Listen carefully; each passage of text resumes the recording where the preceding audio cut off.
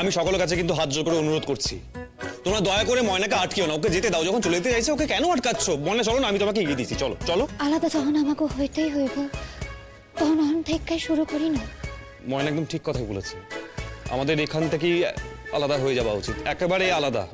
মানুষ কি একা জীবন কাটায় না?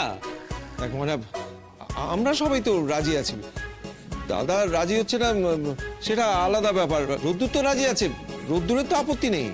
না, নিজ মাও তো রাজি না, কিন্তু বড় বাবু তো রাজি না। বুঝেছি, যাওয়ার আগে আমার বাড়িতে একটা অশান্তি পাকিয়ে যাওয়ার ইচ্ছে, যাতে তুমি চলে যাওয়ার পরে সবাই মিলে আমাকে চারটি কথা শোনায়। আমি হকগুলের কাছে হাত জোর করতেছি, কেউ কাউরে দোষ দিয়েন না। আমি যাইতেছি। ময়না, আর এক পা যদি এগিয়েছিস তো ঠ্যাং আমি ভেঙে দেবো।